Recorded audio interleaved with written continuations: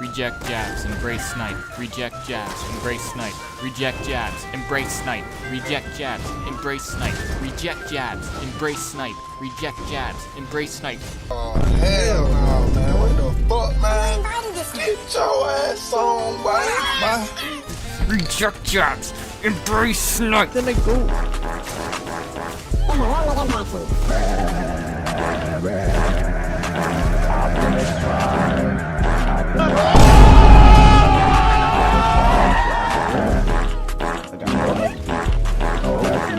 I put a whole bag of jelly beans up my ass. Alright guys, so let's get into the build. Looking at the character sheet, we have 19k max mag, 31k max health, 27k max stam. Pretty beefy overall stats for once. We are using the sugar skulls. We're using the lover mundus stone. This is a little bit new for me. I usually run like serpent or atronach or something. But we're running a sustain set on the back, so you need to use a damage mundus in my opinion. And we also have a sustain race, so lover just kind of fits it for me. We are Vampire Stage 3, so checking our stats, we are sitting at 5300 spell damage and 1300 mag recovery, 1700 stam recovery, and 7k of each pen, but we get actually more than that with our abilities and equipment. So getting into the gear, on the front bar we have a Vatran bow. You want this in sharpened, and you want a berserker damage enchant, or you want to go with double dot poisons, up to you. What this bow does is it increases your damage done with snipe based on how close you are. So to use this effectively, you gotta be right up close to somebody like we would be jabbing them, but instead we're sniping the shit out of them. So we're using the Vatran bow, but you don't necessarily have to use it. If you look at our skill bar, we can see that snipe isn't the only ability, we have a lot of stuff going on. So increasing the overall damage of snipe, yeah, it's good for some burst once in a while, but it's not going to give you the most overall damage. Getting the most overall damage would be like front barring another set, maybe something like Rallying Cry, and then running a mythic that gives you total spell damage, so you boost your overall damage. That would also work just fine. I feel like the Vate bow is pretty fun though, and I like the gimmick behind it. It does some pretty crazy damage sometimes, like I'll hit like 10k snipes. Moving on to the back bar, we've got a great sword of Wretched Vitality and Nirnhoned. You want this Nirnhoned for a couple of reasons. You're like, well, I want to go powered. No, you don't. We actually use an ability on our back bar offensively, and you want the damage to scale with it. We'll get into it a bit later. What Wretched Vitality does gives you 2 lines of recovery, line of weapon damage, and while in combat, when you basically hit rally, which is what we're using 2H for, it's going to give you a bunch of recovery. Really nice set. And this lets us go Lover Stone. For the monster set, you're not going to find better bursts than Balorg, hands down. You could go with Magma if you want a little more sustain and defense, but I feel very, very strongly towards using Balorg. It's just a lot of burst when you really need it. And then the second set that we're pairing with this is the Essence Thief set. So if you've seen my channel, I run this on a lot of stuff. Basically gives you 2 lines of max stat, a line of weapon damage, and then when we deal damage with a light or heavy attack, we draw a pool. So this pool is going to give us stam back when we walk in it. So if I drain my stam a little bit, and then shoot it out again, and walk in it, you can see that we got a lot of stam back. Calculated, this set in the ideal condition is like 800 or 600 stam recovery in total, and it gives you 10% damage, which is equivalent to like 400 or 500 weapon damage in terms of just raw damage. It's a really, really nice set. And since we're using a bow, we can proc this from ranged very often, and we can play around it. I wouldn't really pair much else with this build other than maybe if you felt like you were really good on sustain and you wanted some greasy damage. If you've done Moonhunter Keep It All, you've probably seen this set, Savage Werewolf. This is also a very common option for bow sorks. When your light attacks hit somebody, they basically bleed, they get hemorrhaging, so that reduces their max health by 10%, and they take like, 800 damage a second or whatever it is in real combat.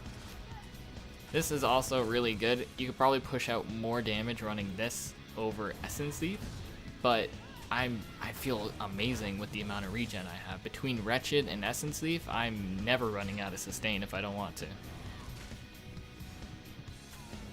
For armor weights, we're in 6 medium, 1 heavy. I got 1 sturdy and the rest are well fitted. And for the jewelry, these are all Essence Thief. Infuse spell damage, swift spell damage, infuse spell damage. You want spell damage because casting a Dawn's Wrath ability gives you minor sorcery, and everything scales off your highest stat, so we scale spell damage on a Templar. Now that means you can't run Power of the Light, because Power of the Light is the Stam version, and it only goes off weapon damage. For some reason it doesn't go off spell damage. That doesn't really matter, because we actually get minor breach from our snipe, so we still get the benefits of having Power of the Light, and also get a really hard hitting delayed burst. For the race, we are an Imperial on this. This gives you 2k max health, 2k max stam, and gives you a 6% cost reduction on all of your abilities. I find this really helpful since stage 3 Vampire increases everything by 8%, so this kind of offsets it. But we are running Essence and Wretched, so we have a ton of regen. You could get away with a damage race if you wanted to, something like Orc or Dark Elf. Like, you can make any race really work on this. You're not tied to Imperial. So before we break down the skills, we need to understand what our combo is. How do we, like, completely destroy somebody? So what you want to do is hit your Power of the Light, hit him with a couple snipes, and then Ballista when Power Light's at 2 seconds, hit a stun, and then spam J-Beam. And that's basically a one-shot combo on a lot of people. There's nothing you can do about it because Javelin is unblockable, Purifying Light is unblockable, this is undodgeable, and while they're on the ground, they're just eating Ballista. So breaking it down a little bit, first ability is Radiant Oppression. This is a channeled ability, so you have to be careful with it. If you get interrupted, then you won't be able to use it. Same goes for Snipe as well. Snipe, if you get interrupted, you can't use it again for like another second. So if you get bashed, you're kind of fucked, so watch out for that. Next ability is Binding Javelin. You want this over Aurora Javelin. Aurora Javelin will knock them back and, you know, send them flying, and we want to be up close, right? So Binding Javelin is going to keep them stunned and keep them rooted in place. Third ability we have is Camo Hunter. This is going to give us a lot of crit chance for just having it slotted and Minor Berserk. And this also scales up our spell damage by just having it slotted. Next ability is Purifying Light. We already talked about this. And Snipe, of course. So your ultimate of choice, you can go between Ballista or Toxic Barrage. I tried Toxic Barrage and I did like it. It was pretty nasty as well. But you can actually fit in a little more damage with Ballista. And the fact that you can stun while Ballista is going, I find is way more helpful. It basically lets you be free. You put down your Ballista and you can keep walking around for another few seconds. You're not locked into a channel. And I found a lot of times when I was using Toxic Barrage, I was using it to trade with people, and I couldn't heal myself because I was locked into Toxic Barraging them. I know it sounds kind of dumb, like, yeah, you know, you're locked into Toxic Barrage, of course you can't heal yourself. But I like to bait people in, I like to play a little bit riskier. And if I can't do anything for 5 seconds, that doesn't help me at all when I'm being risky. So I would say go with Ballista, in my personal opinion, but Toxic Barrage is also fine. And we have a sleeper pick, Crescent Sweep. So you're probably wondering why we have Crescent Sweep on the back. It's like, how are you going to use this? So how you want to use this, you want to use it with a bash cancel. So we're going to learn some tech today. This is what it looks like. Alright, so the advantage of that is you could see that Crescent Sweep is completely invisible. And if we have some AoE pressure that's invisible and they have no idea that they're getting hit by it, that helps us build up damage on Power of the Light because it stores as much as you take. We also need to be really close because of Snipe. And we're running the Vatran bow, so we need to be up in their space anyways. So having that Crescent AoE that they don't know is happening is really helpful for building up that damage, and then we can stun and J-beam and they're basically dead. Here's a quick tutorial on how to use this bash cancel. So you want to time up a heavy attack, And at the end of the heavy attack, you're going to press Crescent Sweep, and then at the end of the Crescent Sweep animation, you're going to press Bash. So it kind of takes a bit to get the hang of. I'd recommend practicing on a dummy if you want, because it can be really hard, especially mid-combat, to get this off. So wind up, heavy attack, Crescent, Bash, cancel. Feel free to slow down the video if you need to for that. But yeah, I learned that tech from a lot of Nightblade stuff. Like, you can do that with in-cap cancels, you can do that with Dawnbreakers, and it just provides an extra layer of utility for the ploy. So going back to the back bar, we have our first heal, which is Resolving Vigor. Next ability we have is Living Dark. This is getting adjusted next patch, so it doesn't have ridiculous healing, but it's gonna last longer. And I think it'll still be usable on this build just fine. I don't really want to mess around with other types of healing, to be honest. Like, Bubble is good enough for me. Even with the changes next patch, it's still going to be like a 10-second mutagen, which I can totally use. And on the back here, we have Rally as well. So why didn't we go Arresto? It kind of all hinges around this ability right here. You need to get a source of major sorcery on this build.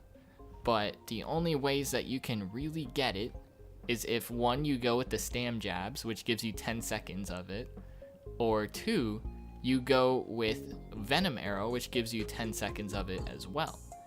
But there's a lot of times where I'm running from a Zerg where I'm kiting them, and I can't realistically get a Venom Arrow off every 10 seconds. Like, I'm stuck on the back bar, cycling between Vigor, Living Dark, Rally, you know, Extended Ritual, Restoring Focus, hitting them with like a Power of the Light somewhere, a light attack in another place. Like, I don't have time to manage all that, and 10 seconds is not long enough. Maybe in a Hell Raw trial it's long enough, but not here. And so Rally is just kind of easier for me to use. And I don't really need Honor the Dead because Bubble is stupid, and I have Vigor as well. And we have Rune, which gives you a heal when you're in it. You have Extended Ritual that also gives you a heal and it removes effects. You really don't need a burst heal like Honor the Dead. Plus, this also gives you minor endurance for having it, which I really like. Next ability is Extended Ritual to cleanse, yep. And Restoring Focus is your armor buff. You know, it gives you stam, pretty nice. So that's basically it for the skills. Let's get into the champion points.